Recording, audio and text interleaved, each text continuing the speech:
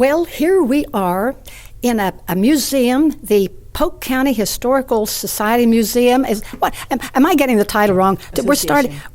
Okay. Well, we're getting started off on the wrong foot here today, but that's typical of the Chatterbox here. But I'm talking with a lady that I was told that if I want to know about the history of Polk County, I should talk to AnnaConner. And I cornered her, and we have her now. We're going to listen to her version of what has taken place here in Polk County for the last 11 years. We won't give your age away, Anna, but anyway. But I'm really anxious to find out a little bit more about the county than I've already found out from some of the other early people here. You are a native Polk Countian. Okay. Yes. My family, in fact, came here in the 1760s, and I was born at Old St. Luke's Hospital in Tryon and grew up here in Columbus. I went to Stearns Elementary School and then graduated from Tryon High School.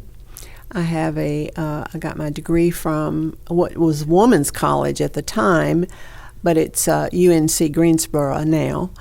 And I taught business education for 30 years, most of it here in Polk County. Growing up here was absolutely wonderful. Columbus was a nice, quiet, friendly, safe little town.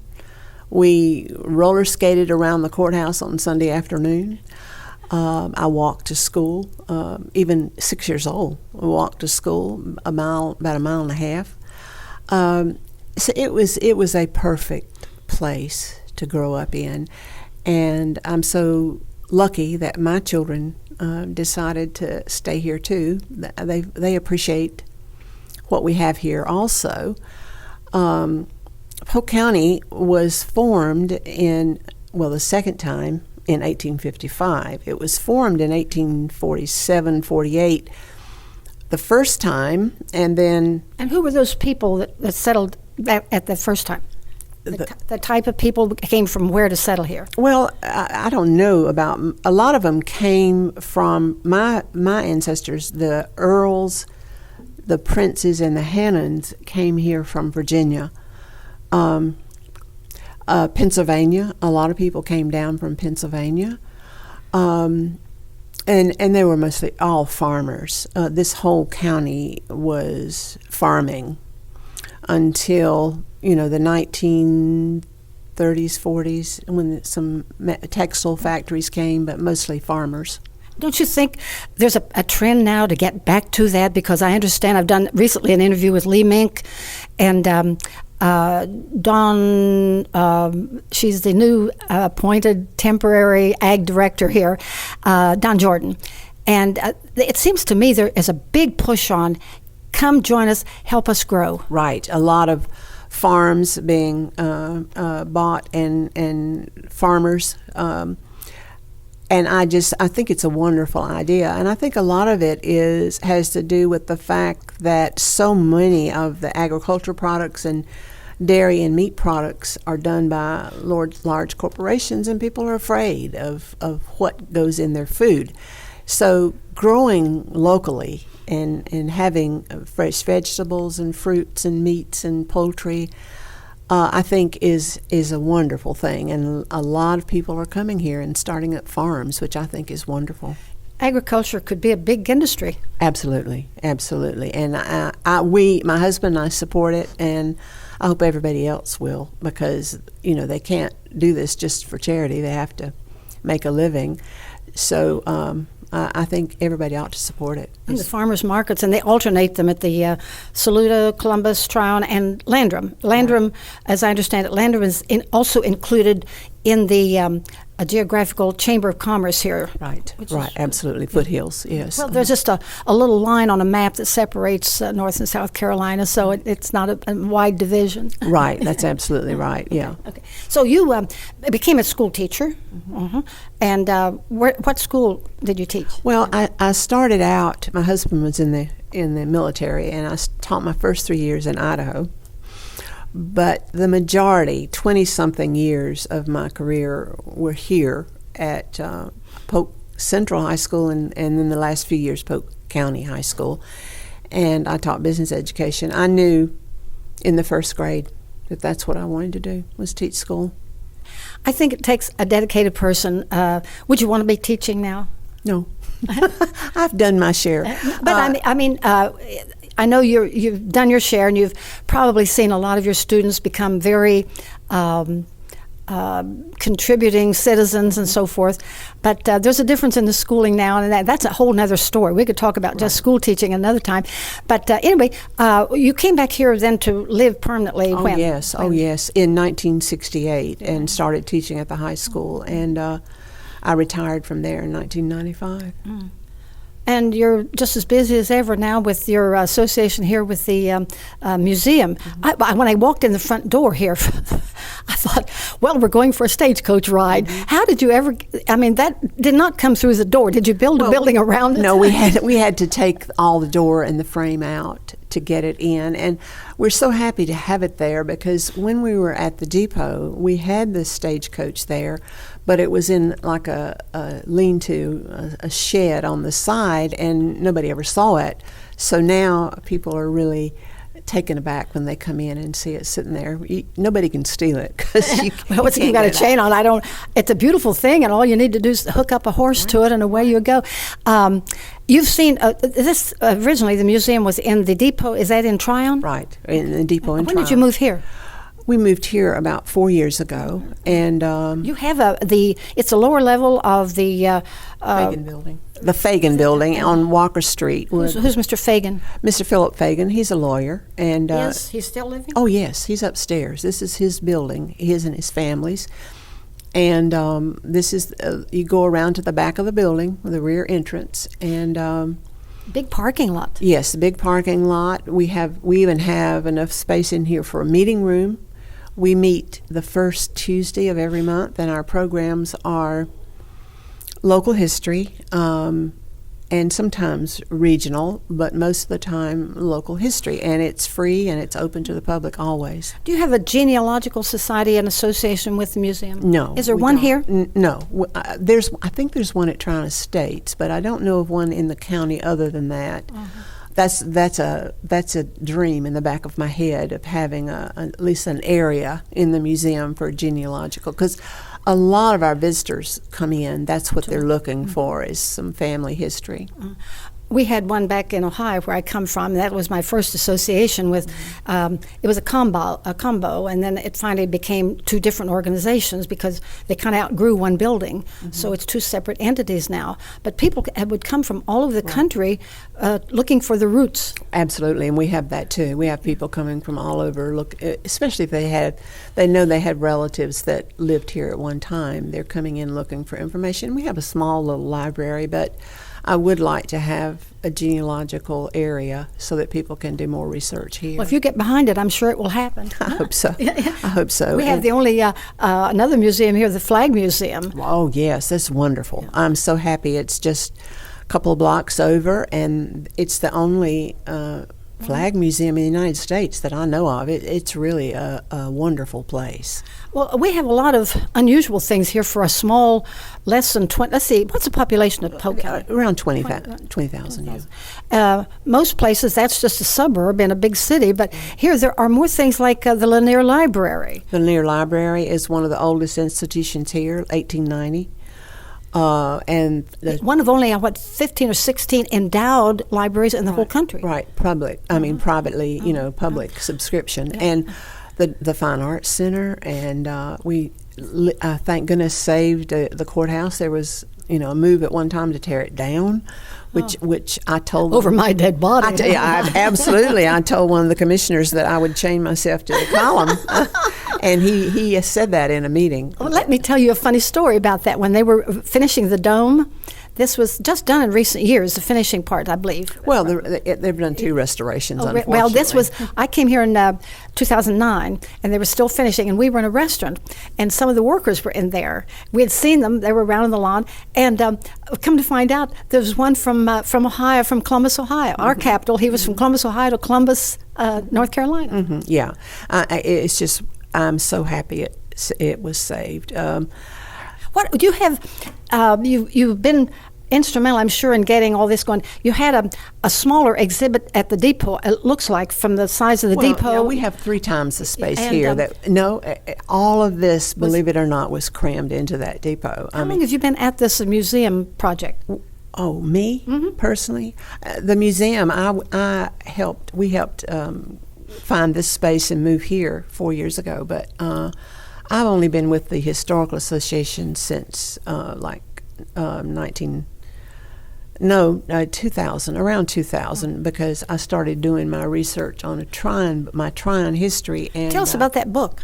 Well, I was asked by a man that I went to high school with 40 years ago if I would write the history of Tryon, and I said yes and hung up and thought, I don't know how to write history, but that got me started, and I did. It was published in 2000. I worked on it for about 2 years, and that got me into it. Is this your first book you've ever? That was my first book. Yeah. And that got me into it. And during that research, I got really hooked on the history of the area. Found out about my family, which I did not know about until I started doing that research. And I came to the Historical Association, and if you're in Polk County and retired and you raise your hand once, you're hooked into many, many boards, and I've been on a lot of them in the county, but that got me started, and it's just a passion with me, and I feel anybody that finds something to be passionate about when they're retired, they're lucky. So I figure I'm lucky. Well, we keep our brain. It has to be exercised too. That's the reason I'm doing these interviews, because I'm meeting people like you, and I'm finding out about a place that I'm going to spend the rest of my life. And we have to nourish our brain, and what better way to do it than to provide something that other generations coming on will have access. What was the most surprising thing you found out, maybe, or a kind of a shocker to you when you were uncovering news? And your book is just about Tryon? Yes, I have. That's a Tryon history, illustrated history, and Ronnie Marcello did the pen and ink drawings. And I think, isn't Chris Bartol's name there someplace? Well, he did my picture on the back. When I think of pictures, I think of Chris Bartol. Ronnie Marceller did all of the drawings in the book, and they're no photographs. He has so much talent, Ronnie absolutely, does. Absolutely. And I had been writing before that, and had never written a history, but had been writing, and then I went back to it. I've also had a book published of poems and short stories, and it's at the bookshelf. And I have been working on history of Polk County schools.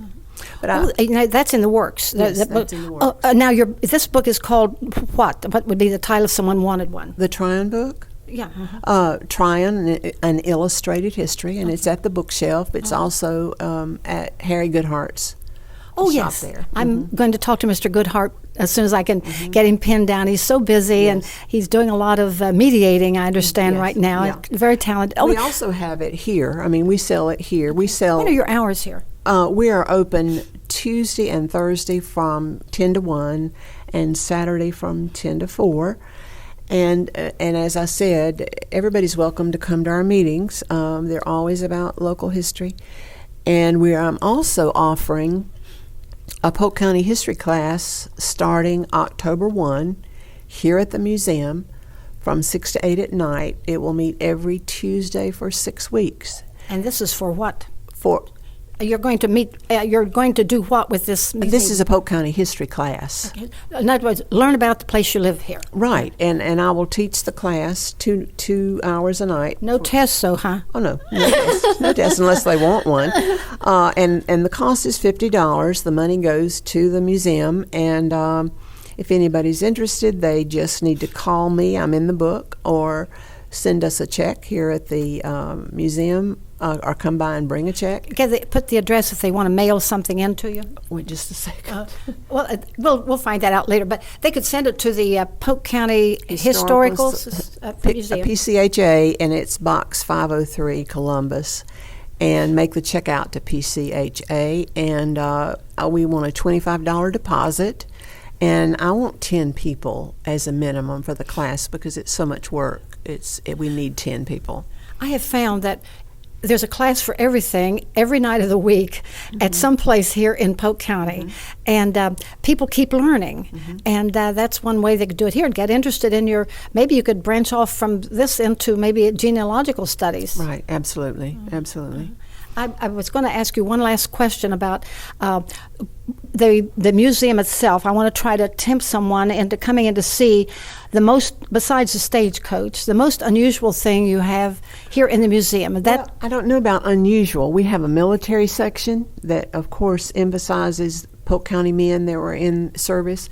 We have a domestic area, a wood stove and an old piano and things like that. We have a still. We have old farm tools, but one important thing is we videotape every program, so it's like an oral history. They're on DVD. We have about 120 or 30 of them.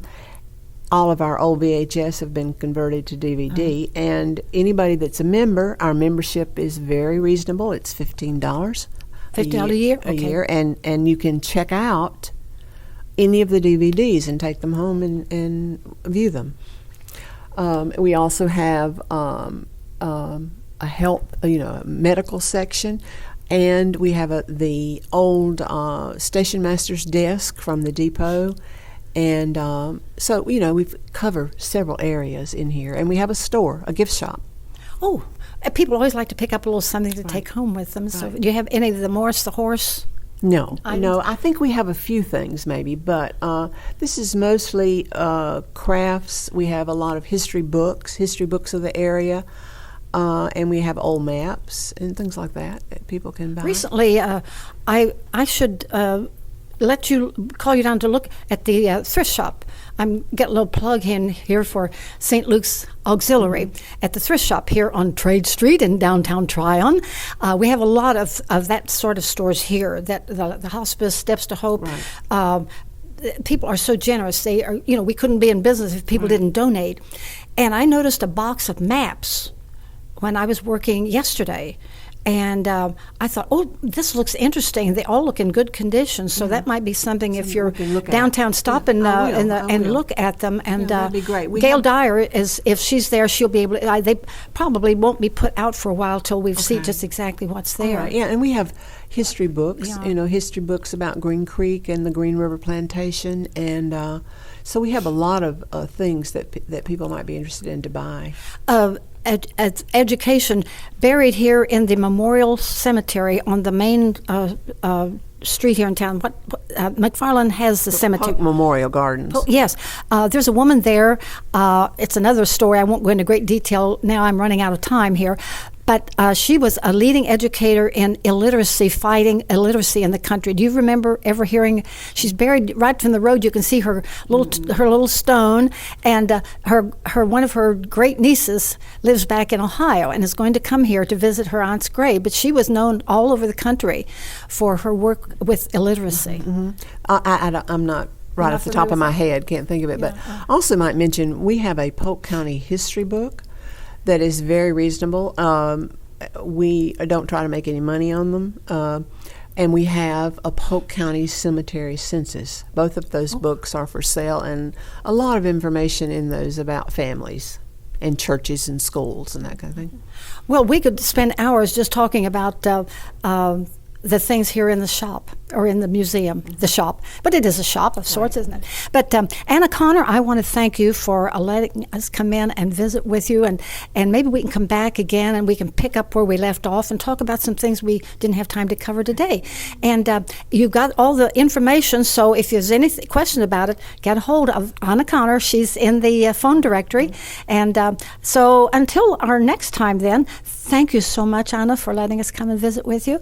And we'll be talking to you again and bringing you more voices from the foothills. Until then, have a great day.